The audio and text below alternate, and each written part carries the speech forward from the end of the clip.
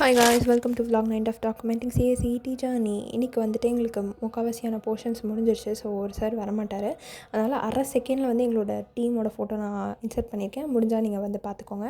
அங்கேருந்து ஒரு புளிப்பான தோசையை சாப்பிட்டுட்டு நாங்கள் கிளம்பிட்டோம். இன்னிலேருந்து இவளை வந்து நான் கண்ணாடி காமாட்சின்னு பேர் வச்சு அழைக்க போகிறேன்.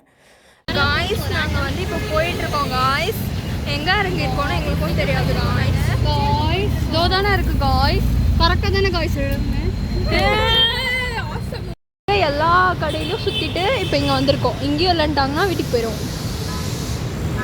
நான் ஏன் அவளை கண்ணாடி காமாட்சி சொன்னேன்றதை நீங்கள் பின்னாடி பார்த்து தெரிஞ்சுப்பீங்க. அவள் எப்பயுமே அவள் மண்டையில் கான்சியஸாக பார்த்திங்கன்னா ஒரு 4 கடைக்கு நாங்கள் தெரிஞ்சிருக்கோம். எல்லாத்துலேயும் க்ளீனிங் ஒர்க் போகுதுன்னு சொல்லிட்டு எங்களை அனுப்பிச்சு கேமரா கடி.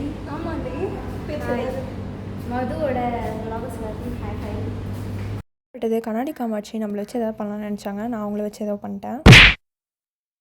அது ஒன்றும் இல்லை, நான் சினிமா வீடியோக்கெலாம் நினச்சாங்கன்னா ஷேர் ஆகிட்டேன். அதாகப்பட்டது. இதுக்கப்புறம் வர கதையெல்லாம் ரெஸ்டன் ஹிஸ்ட்ரி கதை மாதிரி 300 ரூபாய் எப்படிலாம் தண்டவிழன்றதை நீங்கள் பார்த்து தெரிஞ்சுக்கோங்க கைஸ்.